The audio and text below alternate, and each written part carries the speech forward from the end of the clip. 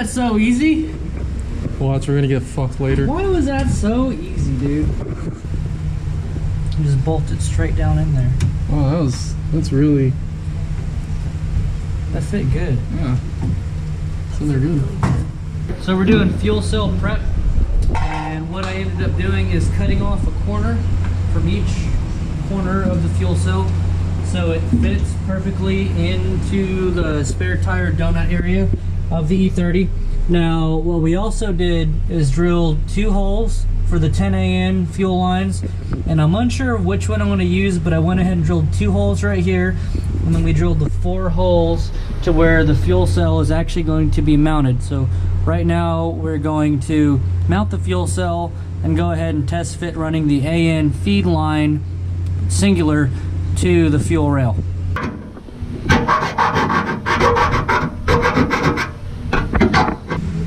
I got it. Oh, you lucky son of a bitch. Oh, fuck. Oh, fuck, that hurt. That like really hurt, dude.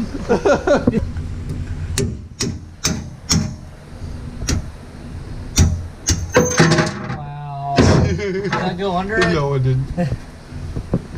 So I have this Magnaflow 625 pump, and what I'm gonna do, I ended up getting this from a coworker. It didn't have the mounting bracket, but what I did is I ran to the auto parts store and I got this license plate bracket, and what I'm gonna do is modify this and cut it. I'll probably end up cutting it right on this bend here and then drilling 2 holes where I can mount it inside the car. So I'll go ahead and show you where I'm gonna mount it, as well as the fuel filter. So here is the fuel cell firmly mounted in the car. It's bolted in there. Dash 10 outlet here, here, here, and here. But right here I did a dash 10 to a dash 6 reducer. This is going to be for my return line, so I did get a reducer for that. And I have the line running underneath the car. I'll show you where it's running underneath the car right now.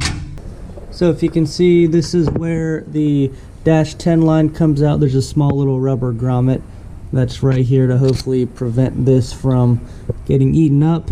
I decided to go back into the chassis, and right now it's temporarily zip tied to the sway bar, but I'm definitely gonna get it mounted on this bracket that's hanging down right here, and it goes back into the chassis. I wanted the fuel cell mounted a little bit lower so the weight gives the car a lower center of gravity, but from here it runs into the car and out into the kind of right by the transmission tunnel. So I'll show you guys where that is right now. So this is where I'm running the dash 10 fuel line, and what I'm going to end up doing is probably mounting the fuel pump right here, and then probably the inline 10 micron fuel filter right here, and then it conveniently goes right there, and it's really close to the fuel rail. So I'm going to start working on that bracket.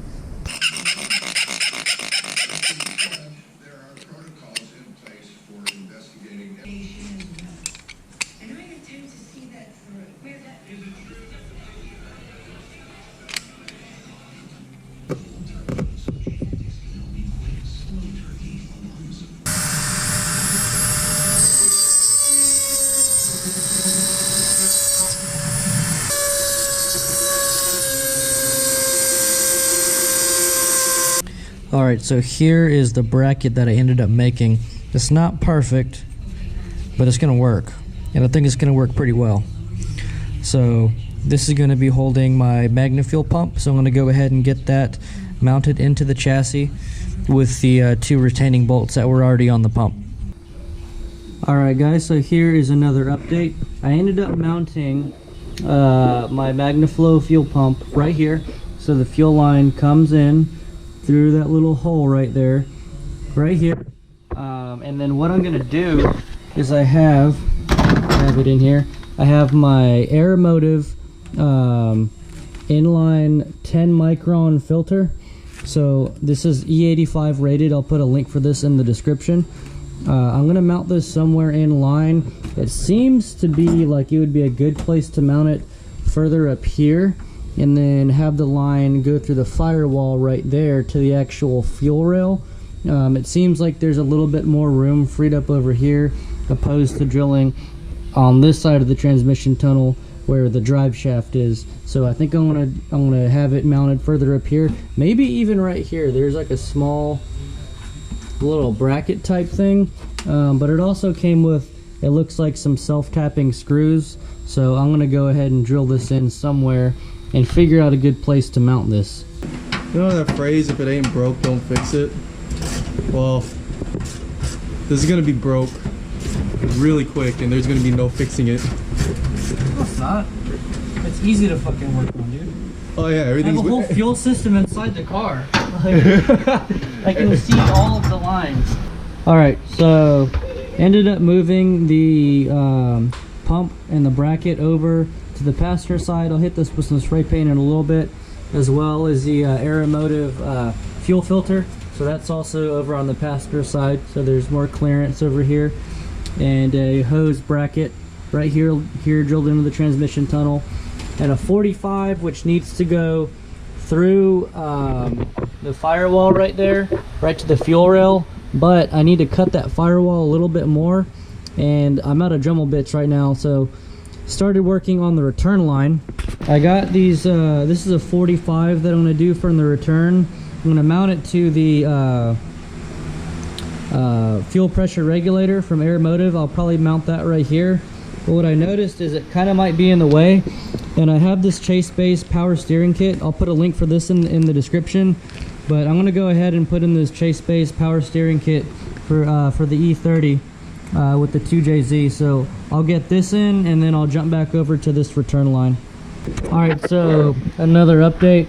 We got the Chase Base E30-2JZ power steering lines connected. There are two banjo fittings on the bottom, and then one AEM port fitting right here, and the catch can is installed right here, or not the catch can, the reservoir. And then started working on the fuel return. Got the Aeromotive fuel pressure regulator mounted right here with the return line, short return line going in front of the cold side. And then I'm actually missing the port fittings, the -6 port fittings to screw everything in properly. So we're gonna go ahead and hop on over and start working on the radiator so we can get more work done. Tried to get the AEM coils in there, just managed to get the spark plugs in there, but missing the hoses that go here. I need to order new hoses, so have to wait on the bracket install. So that'll be coming soon, but for right now we're going to work on the radiator. Alright, so we are trying to install the Chase Base aluminum radiator, and it's looking like we're going to have to cut brackets, drill, and most people who have done this, it seems that they have cut off the bottom, I don't know, some kind of radiator support where the factory one goes. So this has to be cut off in some fashion. So I'm going to start off by cutting off this bracket and seeing if it'll fit, and if not, then I have to start chopping at the structural parts of the vehicle.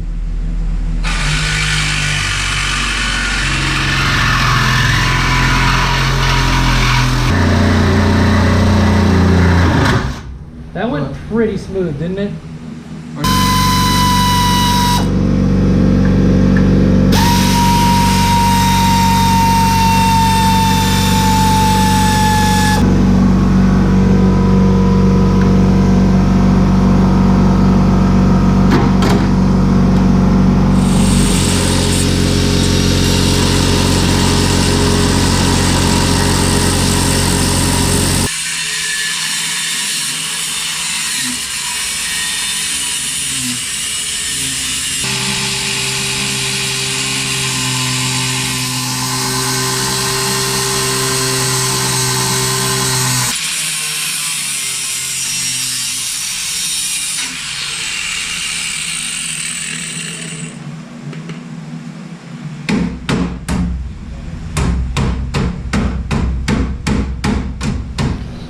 Alright, so the Chase Base radiator is now installed.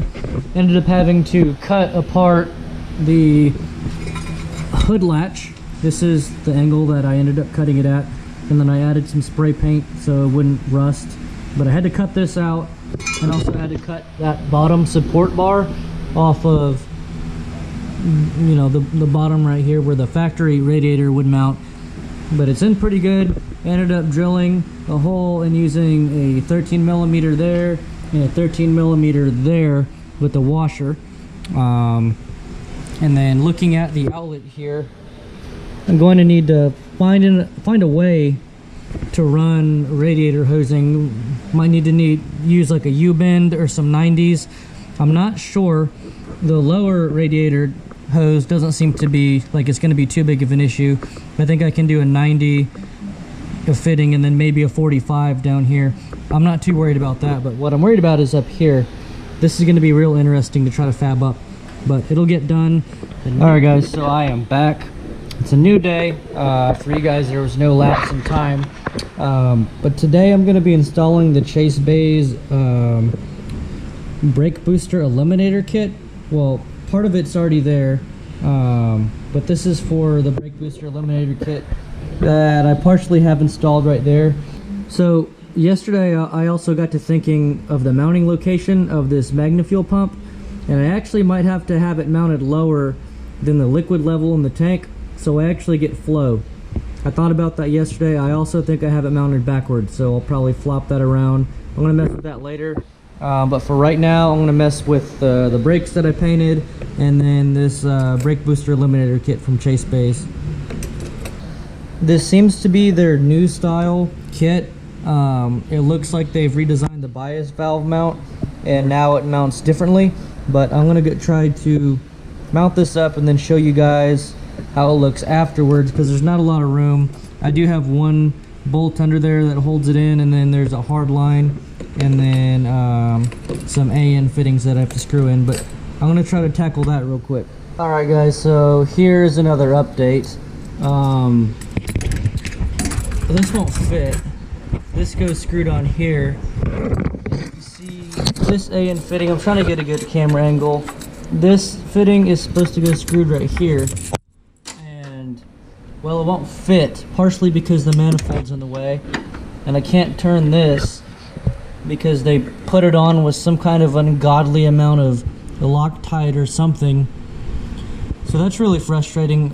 I need to figure out a way to get this to fit or shoot them an email. I'll probably end up shooting them an email because this was a very expensive part and it doesn't work. So I'll be emailing them too. I'll give you guys another update once I hear back. Alright guys, I am back. I kind of forgot what I filmed last, but I think it was partially a radiator install, and then now what I'm working on is the intercooler install. I ordered this from CX Racing. It's a kit for the E30. It's a little heavy. But basically it came with these nice little mounting brackets. Pretty cool. But the issue that I'm running into is I can't utilize the mounting bracket because I cut up this bottom little support beam to fit the CX Racing, or sorry, the Chase Bay's radiator in. So now the issue that I have, just from kind of mocking it up, these two little mounting holes go to the top of the intercooler. Pretty easy, right there and right there. But these two, you can see there's two little holes. There's one right here, and then there's another one right here. This bracket is supposed to slide up in here. It doesn't exactly mate up to the hole, so what I'm going to do is mark with a Sharpie and kind of make it fit, and then I'll just have only two mounting points for this kind of heavy intercooler. I'll have to come up with another solution for the rest of it later. But that's where I'm at right now. I'm going to mock that up. I need both hands to do it. And I'll give you guys another update when I can.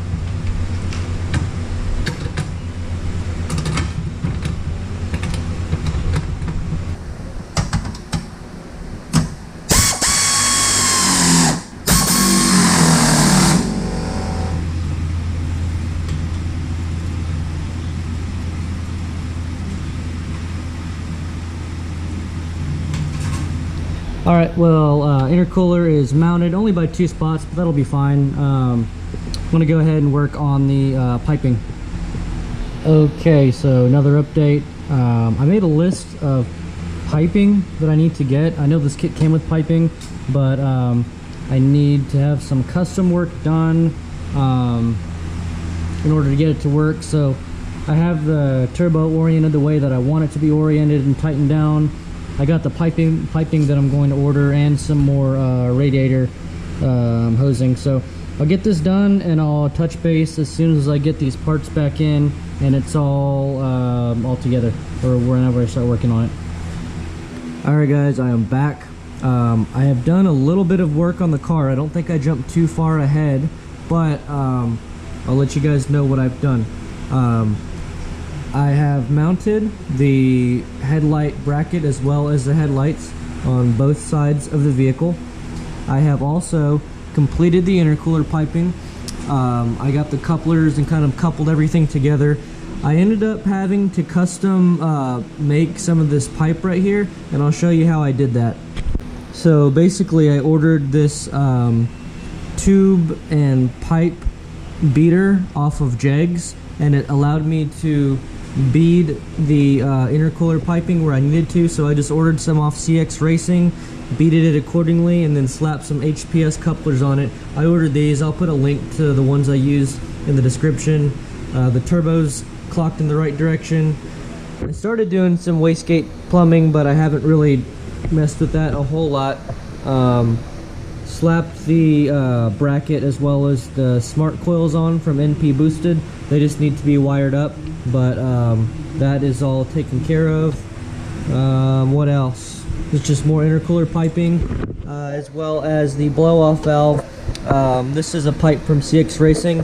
I ordered the flange and then I just took it to a shop and had a guy weld it on. I just marked it with Sharpie where I wanted the blow-off valve welded on the little flange. And then here's a look at the driver's side of it right there. Just all kind of coupled together. And here was my solution for the water neck. I'm actually still waiting on Chase Bays. I've actually been waiting for about a month now. The radiator cap and their AN fitting to thread on to the radiator is out of stock. I have the raised fill neck, and I need to find some place to mount the overflow. I think I'm going to mount the overflow bracket right here. I'll probably do that today. I had the water pump welded, so I have a 45 hose I want to connect to the Chase Bays raised inline filler neck. What else do we got going on? I'm going to be working on the clutch line today, and I still need to cut some of the car up. I found the right fitting. I need to finish running the fuel line. Just a bunch of small miscellaneous work needs to be done, but it's getting really close. But I will show you a line that I had to have kind of custom made for this. There isn't a whole lot of custom parts that's had to been made for this build, but this is a custom hose I had to have made. I'll show you what I'm going to be working with right now and why I had to have this made. I feel like this is a rather important part, so I'm going to include this in the video. So the clutch line that I'm going to be running for this video, this is it right here. I'm going to be utilizing the E30 factory clutch master cylinder to move the fluid. Now I had to have this fitting, so I ordered this from Chase Bays. This is an M10 Euro style bubble flared fitting, and I had to have this fastened to a 3AN line with the female -3 fitting on the end, and this line, or this part, goes to the hydraulic release bearing underneath the car. So I'll show you that. So I'm underneath the car now, and it's kind of hard to get a camera angle on, but if you can see that the hydraulic release bearing is right there, and that open-ended male fitting right there, that's where that AN line goes. And that's the drift motion clutch right there. So that's the clutch line, and then of course the clutch bleed line is just kind of hanging out of the service panel right here. But yeah, that needs to be taken care of. Then after that's done, I think we're going to be really close to the wiring portion of this car, which will be a separate video. I don't want to overwhelm everybody with the wiring in this one. I think it'll be a lot. And furthermore, I will also be filling up the clutch with some Redline, or not the clutch, the transmission with some Redline MT90. I got a little pump. It might have been in a earlier clip, but I'm going to use a fluid transfer pump to pump it into the transmission from the service port down here. But yeah, a lot of miscellaneous work has happened on the car. I've tried to film whenever I can, and I kind of jump around a lot, and if you notice, but it's mainly because I'm held up on parts or something is wrong over here, so I kind of jump around a lot. But without me talking anymore, I'm going to just continue working on the vehicle. Another side note, which I think is kind of important to include, I had to kind of cut up the front, I guess, metal bumper part over here. Had to cut that up to get it to fit. It's kind of hacked up, but I painted it. I think it looks all right. It took maybe 10 minutes to do that. All right, so there may not be a lot of room for you to see, but I'll point out the lines that I have run. This is, and some of these were already run before. This line right here is going to be the front brake line. This line coming up right here that I'm wiggling right now, if you can see it, that's from the rear, the chase bay's rear hardline delete kit, so it's all AN lines.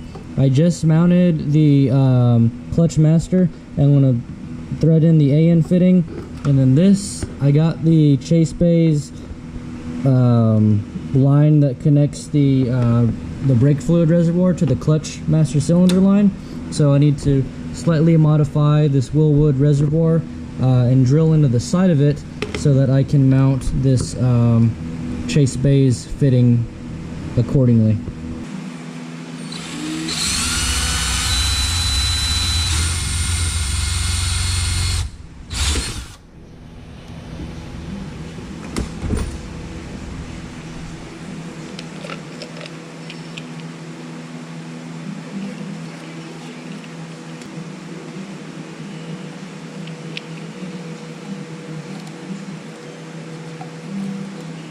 Alright, so here is the clutch master cylinder feed line, modified to fit the reservoir right here. All I had to do is drill a 3/8 hole, and then I used the supplied chase base fitting, and everything came together nicely. The only thing I might do is I might mess with some of the routing of the that rear brake line right there. I might mess with that on the undercarriage of the car, but for the most part it's connected.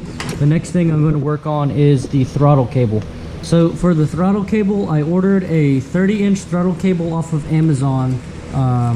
It's a good fit, good fitting, came with a little keychain. Seems like a cool company. But what I'm going to do is it had the fitting, this little, and I forgot the name of it, but it has this, it's like almost a T fitting, fit in the 2JZ throttle body wire bracket thing pretty nicely.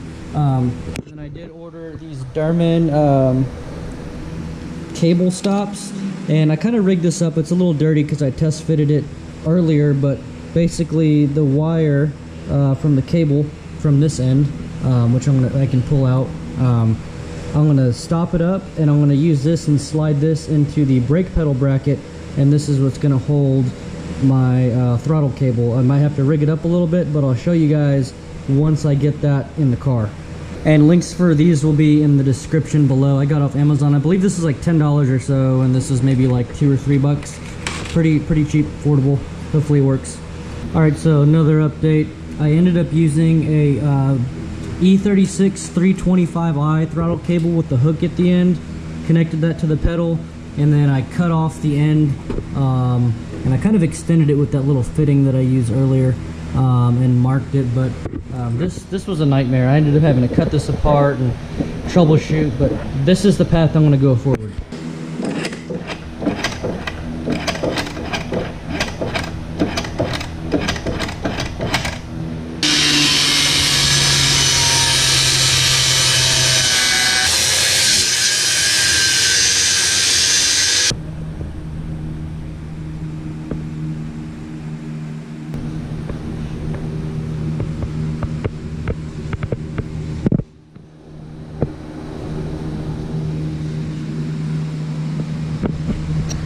Alright, so the only thing that I am waiting on now is the Chase Bay's AN fitting for the raised inline filler neck so I can attach the 45 hose.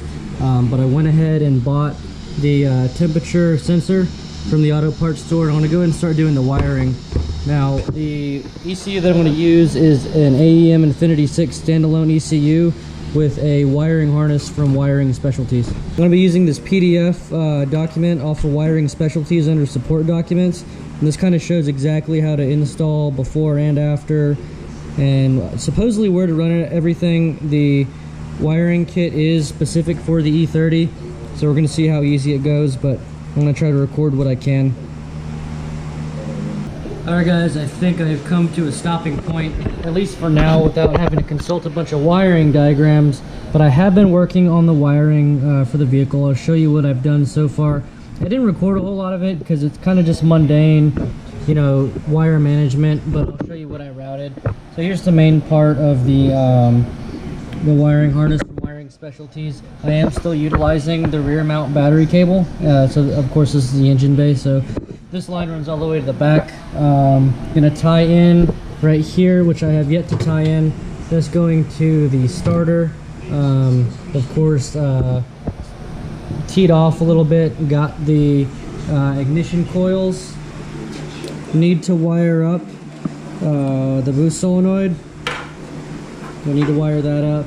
I got the fan wired, so that's all taken care of, and I kind of just tucked the wires back there for now. And I do need to plug in this thermo switch whenever I finally get my chase base thing. I think I've said that a million times.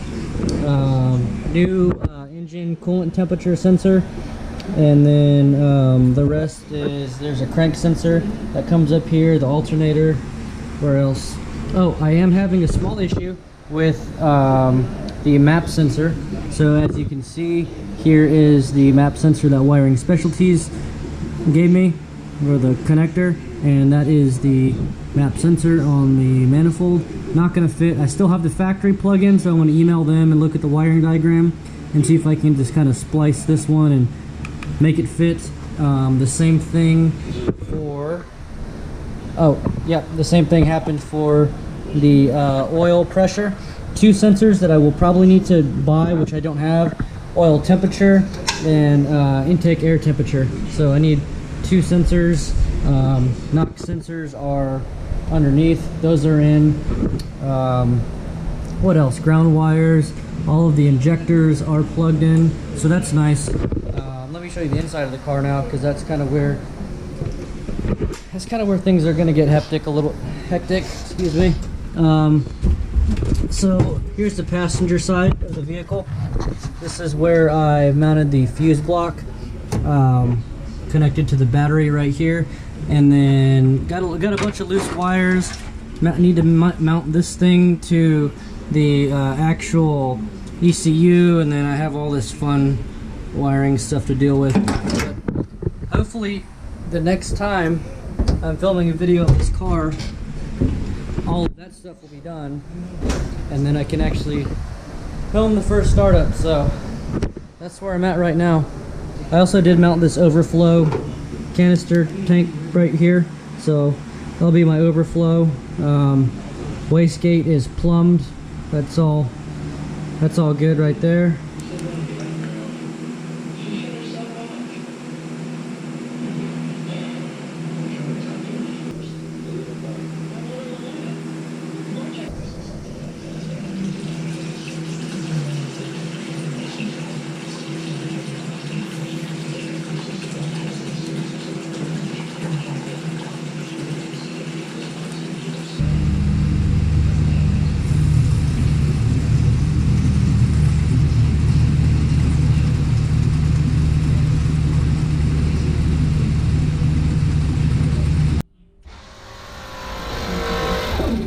Nice.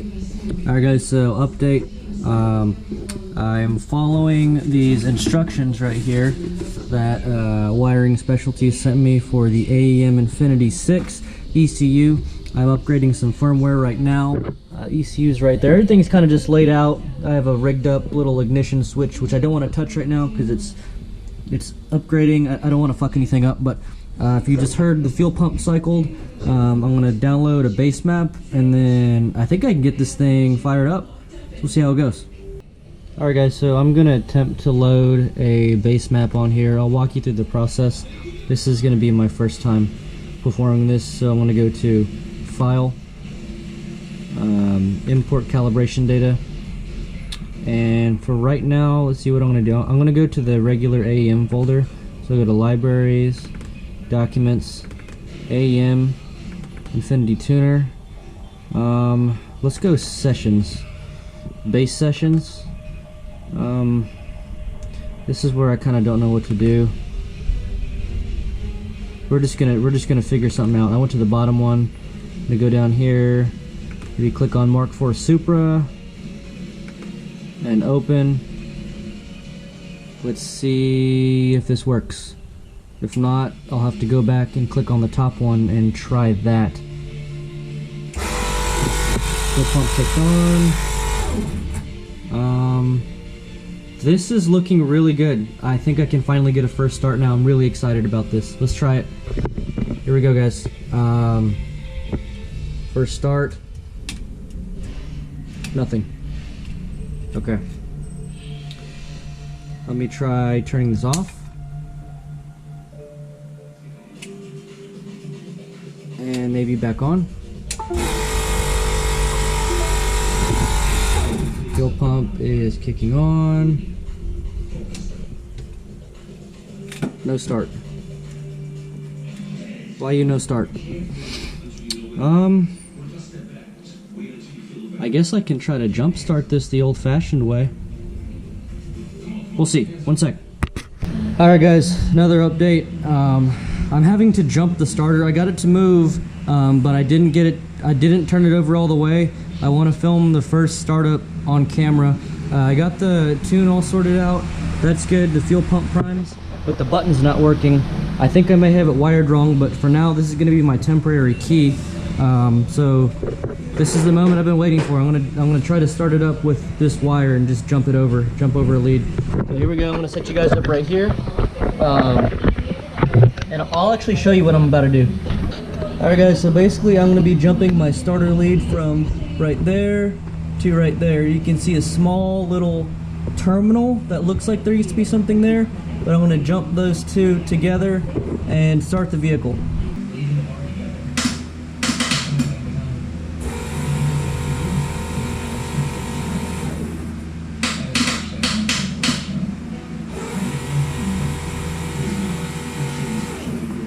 It's not starting. I don't know why. Damn it. Alright guys, so here's another update. I've been trying to get it to start. Before I was jumping it down there with the wire. Now I got my switch to work. I don't know why it started working. But now the issue I'm encountering is whenever I push the start button, the ECU temporarily shuts off. And it'll start up. Just like I turn it back on, it'll prime the pump again. So I'm gonna have to dig into this. I already tested the voltage. It's a brand new. I have a brand new Optima red top battery, so I know it's not the battery itself. It's a brand new battery. The voltage seems fine, so I'm thinking it might be a ground somewhere. I'm kind of uncertain at the moment, but I'm gonna keep messing with it.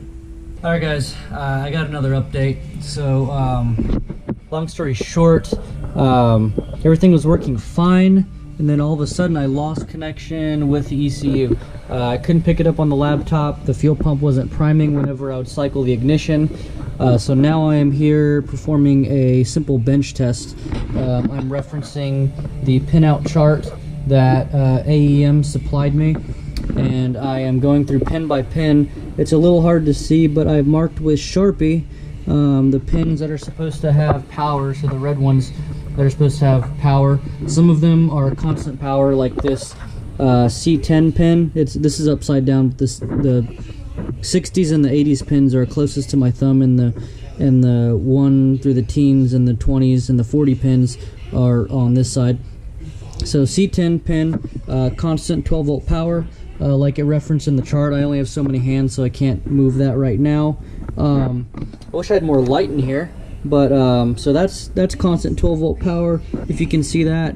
Now the other pins, I have my ignition switch wired up here, so if I switch this on, ignition power. I know I have ignition power because my gauge is turning on.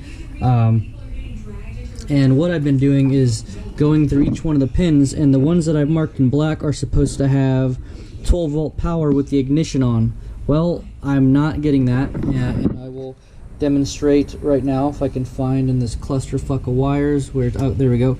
So try to angle the camera. Oh, and of course my ground moved. This is really hard to do with just one hand. I'm gonna have to resituate.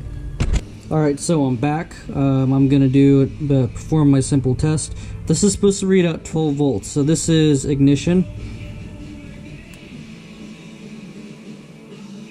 Not getting 12 volts there. Here's another ignition power. This one's getting millivolts. Here again, this is the constant power. As you can see, getting 12.5. This one's getting 7. Here's the 68 pin. This one's getting millivolts. And that one's getting millivolts. So we're not getting enough power, which is rather unfortunate. So yeah, at this point in time, I'm kind of stumped. You can't even see anything over here. But my relays are here. I'm going to try swapping around the relays and see if that does anything. If not, I'm going to have to get a new fuse block from Wiring Specialties. Nice. Alright guys, I've made progress. I'll show you where I'm at right now. So that's where we're at. I got it to fire once. I wish I was recording whenever I tried it. Shot a huge fucking flame up.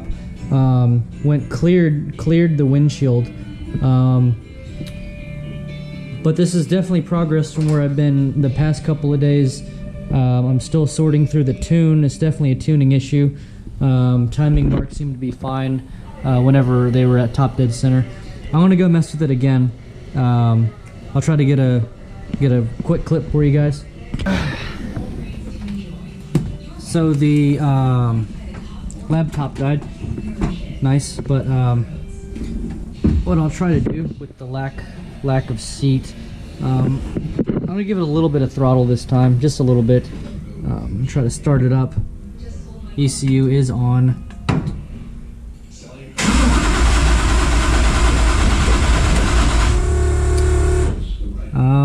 That's not doing anything now.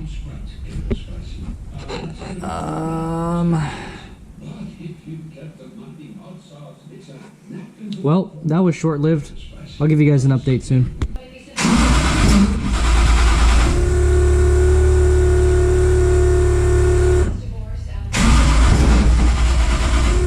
Come on.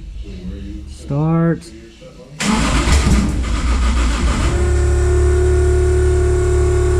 Damn it. So fucking close.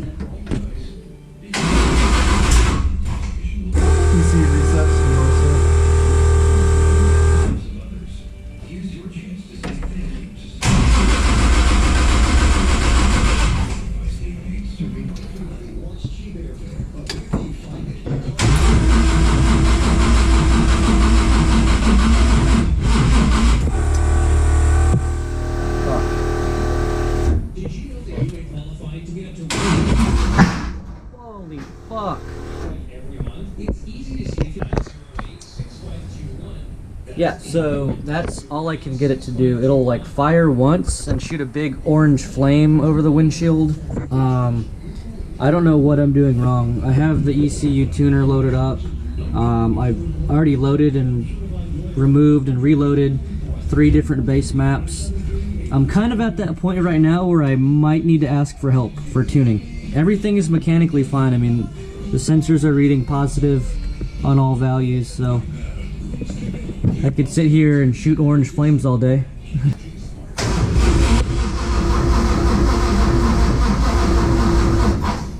Not doing anything.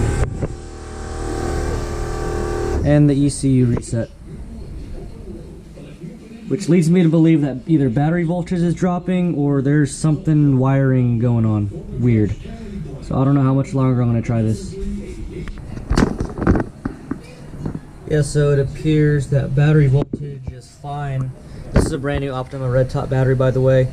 I don't know if cranking amps are low right now. I think this is an 800 cold cranking amp battery, but I'll throw it on the trickle charger and keep on trying it, I guess, but according to the voltmeter, I have voltage.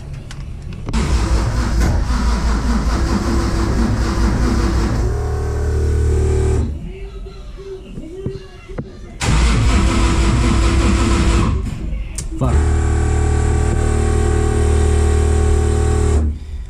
I have fuel pressure. I mean, I don't understand. I have no idea. But yeah, guys, this is not going anywhere right now. So I think what I'm gonna do, I'm gonna reach out and ask for some help for somebody who specializes in AEM tuning. Because I think this is a tuning issue. I got it to shoot a little orange flame, but no progression after that. I just have it on a trickle charger right now. And I actually did blow a fuse. I replaced it already. It was a little 20 amp fuse. Fell out, but replaced a 20 amp fuse that I'm blowing in the fuse block. It is the ignition fuse. I checked the wiring. It seems to be fine. But yeah. Alright guys, so I finally tapped out. E30's in the driveway. Rolled a little faster than I wanted to, but luckily I had a wheel chock. There's still one sitting on the roof right there. But yeah, I'm getting it towed to a shop. I won't start, and I need some expertise on this. So this is going to be the conclusion of this one. I'll get a little outro clip of it being loaded on the trailer, but I will be back with an update soon. I know it took a while to get this video out, but thank you for watching.